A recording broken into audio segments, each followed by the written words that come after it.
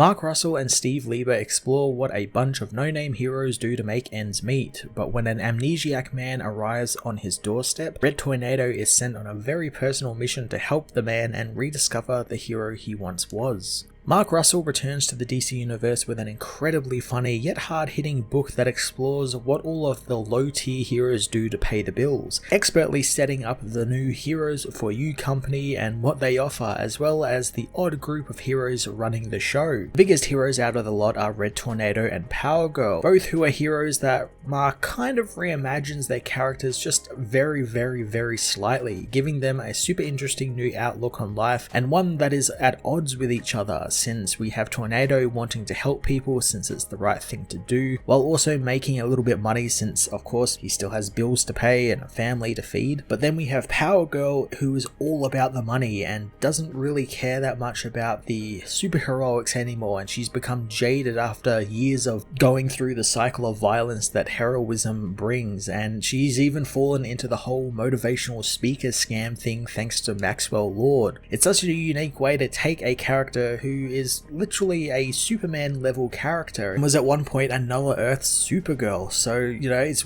quite interesting to go that direction with them. On top of all that hilarity, Russell also builds in this commentary on mental health and how people with such afflictions are treated, perfectly capturing it through this sad story of Gangbuster, an older hero who doesn't really remember much thanks to his hero life, apart from events that trigger some very bad memories for him and something that Red Tornado has to investigate. Russell expertly connects it to Tornado's story about being the best hero you can be and helping out those in need, and I'm already super invested in all of this. Steve Lieber also makes his return to the wacky side of the DCU, imparting a lot of the same sight comedy and gags he brought to Matt Fraction's Jimmy Olsen book, with some amazing gags at the beginning of the book featuring G.I. Robot and Red Tornado's business card. The book just itself is very colourful and very pleasing on the eyes. One Star Squadron issue 1 was an incredibly funny yet serious look into the lives of the lower tier heroes and even the heroes time has forgotten, mixing Russell and Lieber's sense of humour with a more formal look at mental health in the hero community. I'm going to give this issue a 10 out of 10.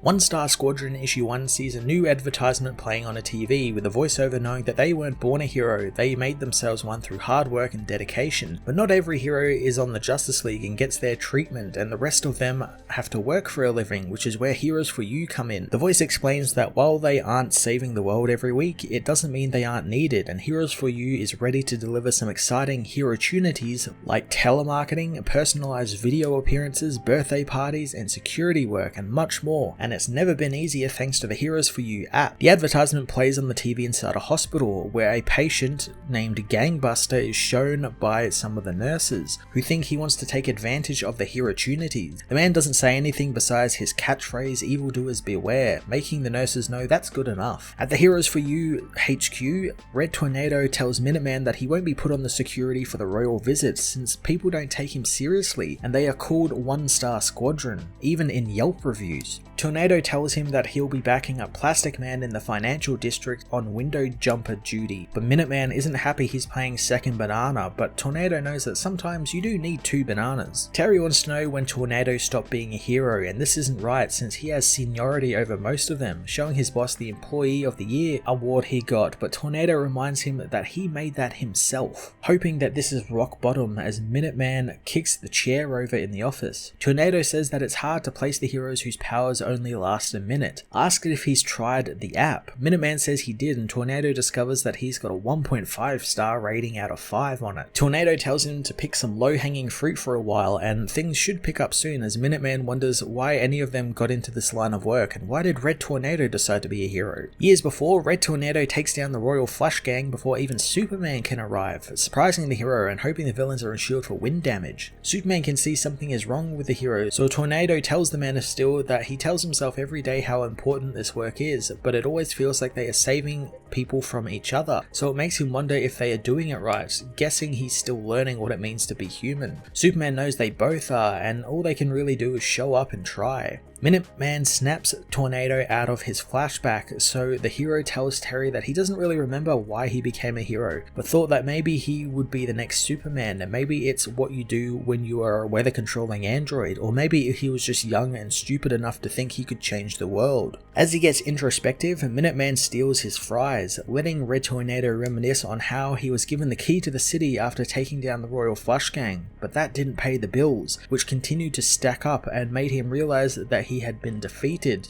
He just didn't know it yet. Power Girl soon comes to visit, showing Tornado the man from the hospital, saying that he won't leave, learning that he was just dropped by a taxi, not remembering where he lives or if he had a wife or hero insurance. Red Tornado leaves Power Girl in charge of the office while he deals with this, wanting to find where the man lives. Red Tornado takes the man to his home, telling Kathy that he was dumped at the office, figuring the man could use some of his old clothes until they figure out where he lives. Kathy takes the man to look for some clothes as Tornado searches the man's name up on the computer, learning he is Jose Delgado, aka Gangbuster. He was once a champion boxer, but after his mentor Sugar Pop O'Toole was killed in a gangland murder, he sought revenge against crime as Gangbuster, becoming the scourge of the Metropolis underworld. As Kathy finds some clothes, Jose looks over the newspaper clippings of Red Tornado's exploits, seeing one of the Royal Flush Gang's masks which trigger a memory of how he was captured by masked men who intend to cut and stab him all over. Jose lashes out, smashing the picture frame as Tornado rushes in, finding Jose on the floor apologizing for what he did. Kathy doesn't know what Red is doing, but she wants the man out of her home,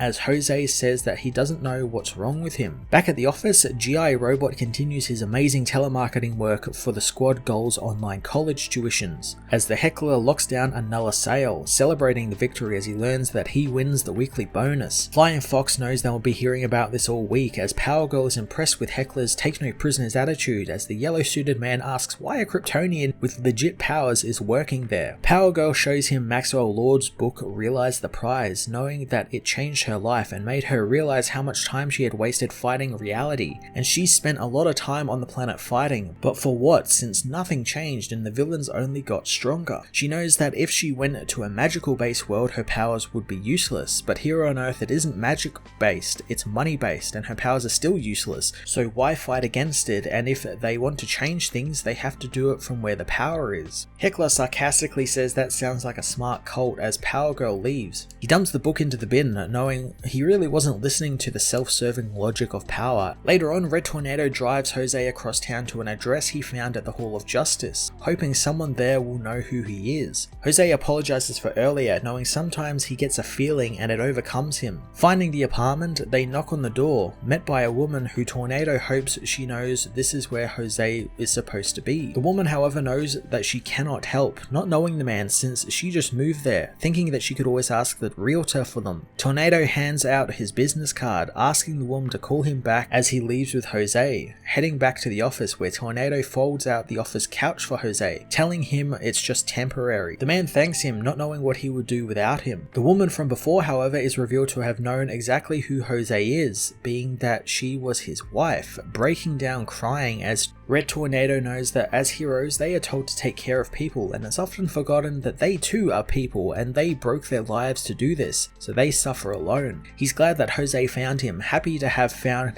this place as well since he wouldn't know what to do without this job. Tornado leaves Jose to sleep as the man again says his catchphrase. At the Heroes for You corporate HQ, Power Girl has assembled the board of directors, apologizing for the meeting and that it needed to come to this since they need to talk about Red Tornado's judgment since his employees seem to resent him because he's always leaving work early, and there might be something wrong with his programming since he doesn't seem to understand how businesses work. The board know these are some powerful accusations, wondering if Power Girl can keep an eye on him while they decide if they need to get rid of him from the company.